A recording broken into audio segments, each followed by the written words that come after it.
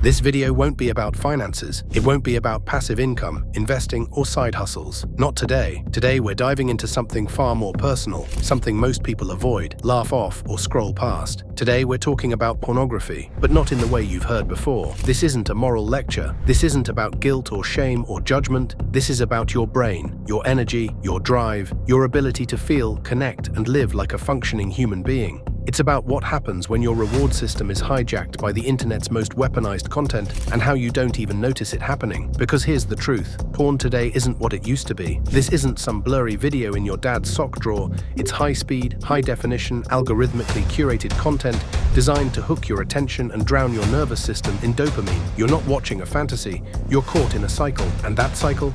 It's destroying you from the inside out. Let's make this real. Let's imagine two versions of the same guy, two Wojaks. Wojak 1 is clean, not perfect, not a superhero, but grounded, present. He wakes up early, maybe not every day, but most. He eats real food, he works out, he has passions. Even if he's still figuring life out, he has a sense of self-respect. When he talks to people, he holds eye contact. He can sit with boredom without reaching for a screen. His brain isn't fried. He still feels wonder, still feels desire, still gets genuinely excited by connection. Now let's look at Wojak 2. He's not a bad guy. He's not evil, but he's lost. He stays up late, face glowing from his phone screen. He's tired all the time, even if he slept. His body's tense, shoulders slumped, eyes dull. He scrolls endlessly. He has 10 tabs open. Every other day, he says he'll stop. He doesn't. He doesn't know what it feels like to be hungry for life anymore, because he satisfies every urge before it turns into action. He's anxious around women, not because he doesn't like them, but because he doesn't know how to connect. He's seen too much. He's felt too little. That's the difference. Wojak 1 is alive. Wojak 2 is stuck in the loop. And here's the thing most people don't realize. Porn addiction doesn't happen all at once. It creeps in. It starts with curiosity, then routine, then escalation. What used to be interesting becomes boring. What used to be enough no longer satisfies. So you scroll deeper, weirder categories, more intense content, not because you're broken, but because your brain has been hijacked. This is about dopamine. Every time you watch, your brain floods with it. Dopamine is the chemical of motivation, of anticipation. It's what tells your body, this is important, pay attention. And the more you stimulate it, the more your brain adapts. It starts to build tolerance, the same way someone addicted to sugar needs more to get the same taste, or someone addicted to gambling needs bigger bets to feel the thrill. The brain starts needing more extreme content just to feel something. That's not fantasy, that's neuroscience. And it doesn't stay online, it bleeds into real life. Suddenly you can't focus, you can't sit still, you can't work for more than 10 minutes without checking your phone. Real people don't excite you the way they used to. You can't connect deeply because your brain's been trained to expect shortcuts, instant reward, maximum stimulation, zero effort. You stop approaching people in real life. It's too much pressure, too slow, too uncertain. Why risk awkwardness when you can get instant pleasure in 5 seconds with a phone and a locked door? Why develop social skills, patience, empathy, when the internet never says no? And this is where it really sinks its teeth in. It doesn't just damage your focus, it damages your identity. Because every time you go back to it, even when you don't want to, you chip away at your confidence. You start seeing yourself as someone who can't control his own urges. You start making excuses. You say things like, at least I'm not hurting anyone, or everyone does it. But deep down, something's off. You feel it, that quiet shame that sneaks in after the screen goes black, that heavy feeling in your chest, that question, why did I do this again? And still, you go back, because your brain remembers the reward, not the regret. It remembers the hit, the rush, the escape, and that loop, it becomes a prison. Let me be clear, this isn't about being perfect. This isn't about never messing up. It's about being honest, about seeing the damage for what it is. Porn is not just pixels on a screen. It's a system designed to override your natural wiring. It trains you to expect the world to respond instantly to your desire. And when real life doesn't deliver, you go back to the screen. But here's what they don't tell you. The damage is reversible. The brain is plastic. It can change, but not if you keep feeding it poison. Not if you keep numbing the symptoms instead of facing the root. You want clarity, you want energy, you want confidence, then you have to detox. Not just from the content, but from the entire mindset. From the belief that pleasure is the point of life, that every urge deserves to be fed, that you can't sit in discomfort without running to distraction. Because here's what's on the other side. Silence. Real silence.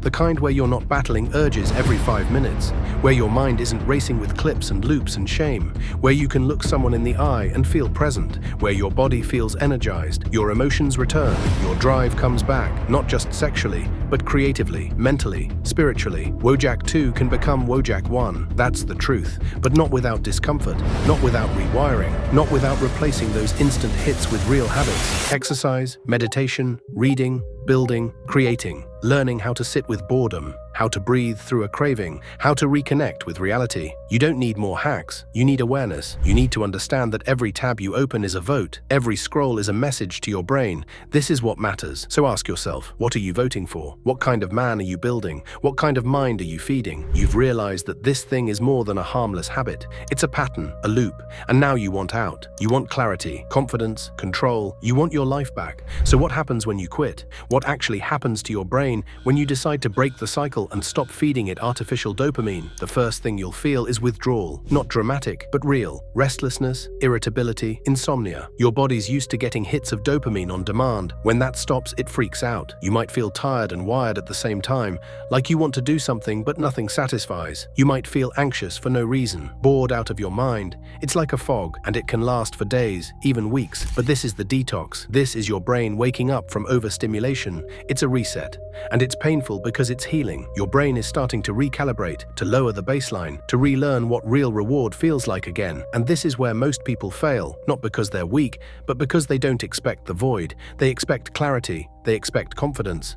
But at first, they get silence, empty space, and that's terrifying, because in that space, all your thoughts show up, the stuff you've been avoiding, the stuff you numbed with content. But if you can sit with that discomfort, just sit with it, something shifts. You realize you're not broken, you're just healing. You realize boredom isn't a curse. It's the space where creativity lives, where motivation comes from, where actual hunger for life begins to return. Then you start noticing changes, not dramatic at first, subtle. You make it through a full day without needing to escape. You hold eye contact a little longer. You feel more grounded when you speak. You actually hear yourself thinking, and it's not all noise. You might even laugh more. Smile more. Things feel less forced. You realize the edge is coming off. The fog is lifting. Your sleep starts to improve. Not just quantity, but quality. You wake up without a dopamine hangover. Your mind isn't buzzing with last night's images.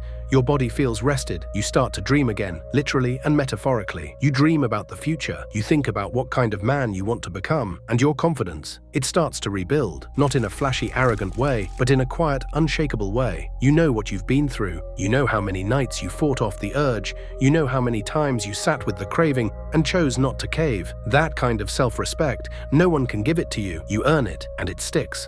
You also begin to notice how different the world looks. Women aren't objects anymore. They're people. You don't look through them. You look at them. You don't expect them to be perfect or act like a video. You're present. And because you're present, they respond to you differently. They sense it. You're not hunting for validation. You're grounded. This is the beginning of emotional clarity. Porn fog doesn't just numb sexual desire, it dulls emotional depth. It makes you reactive instead of responsive. But once your system is clean, you begin to feel the full spectrum again. Anger doesn't explode, it rises and fades. Sadness doesn't drown you, it teaches you. Joy feels earned, focus returns. You're not chasing the next hit, you're building your ability to just be. And with that comes something powerful. Choice. You're no longer at the mercy of your urges. You don't live on autopilot. You stop negotiating with your lower self. You stop justifying every impulse. You get your time back, and that's everything. What do you do with that time? Anything you want. You create, you train, you study, you build. You reconnect with hobbies you forgot you loved. You reach out to people you lost touch with. You actually show up in your own life, and life starts to respond.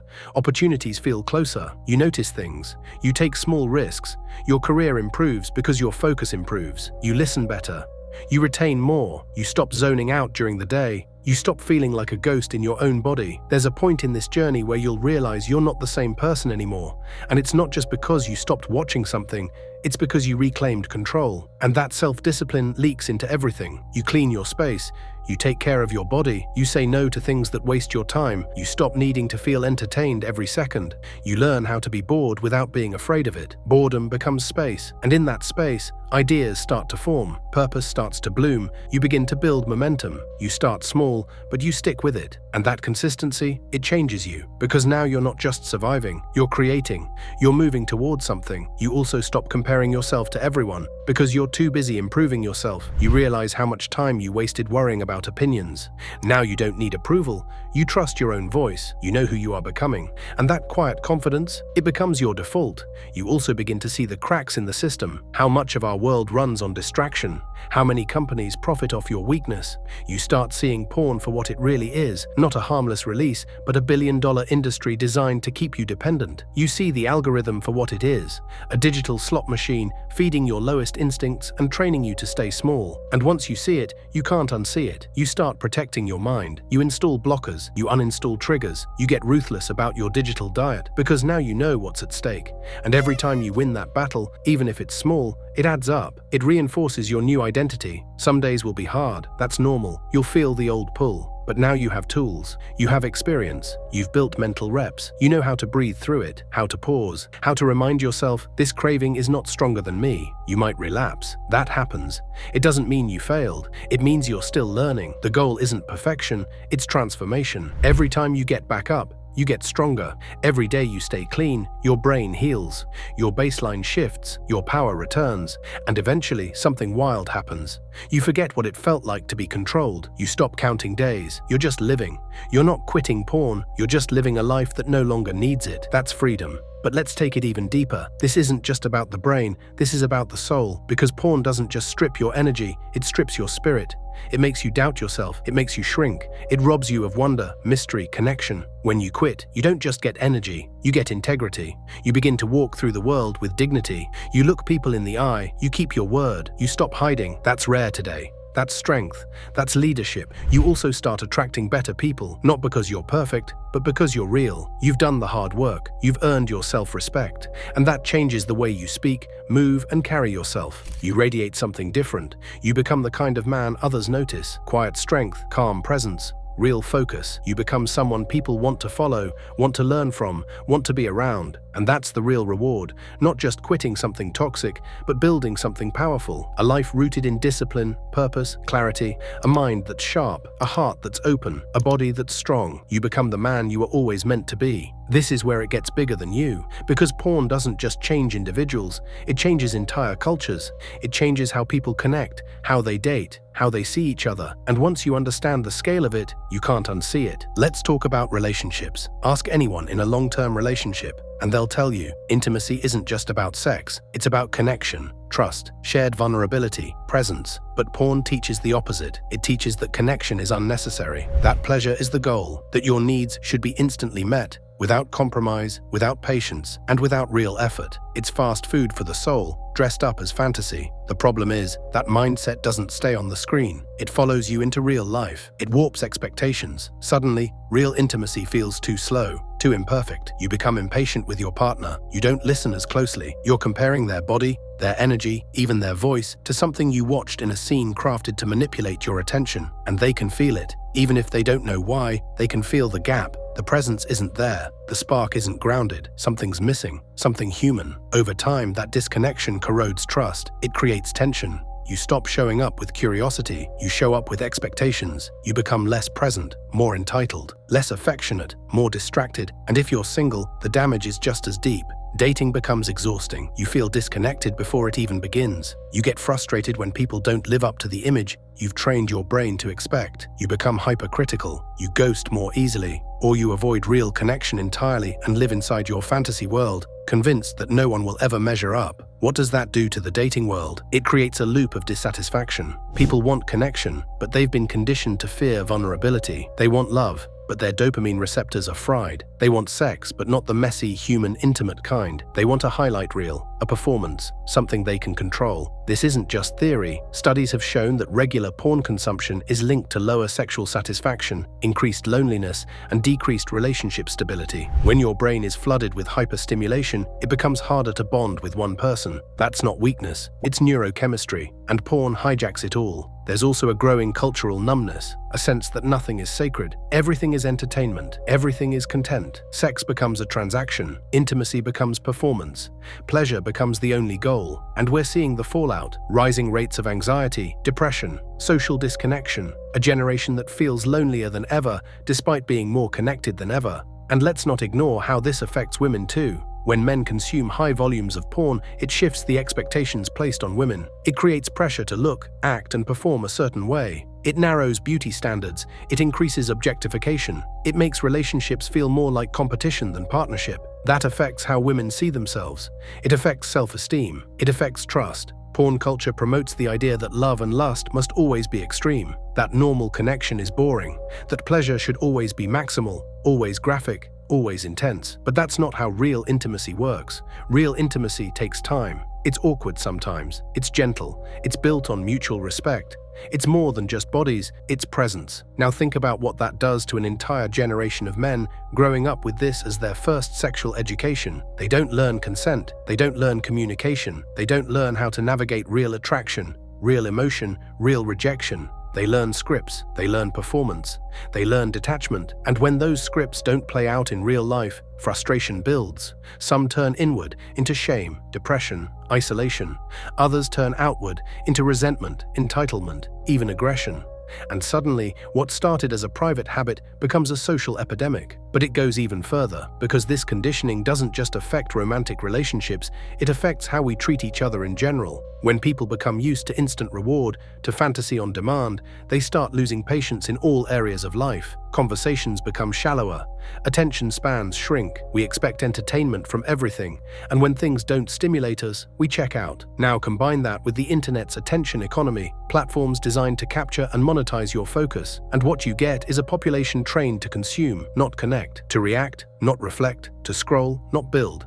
And porn is the sharpest weapon in that arsenal. Why? Because it doesn't just take your time, it takes your essence. It drains your sexual energy, which is your life force. That energy is meant to drive creation, ambition, bonding.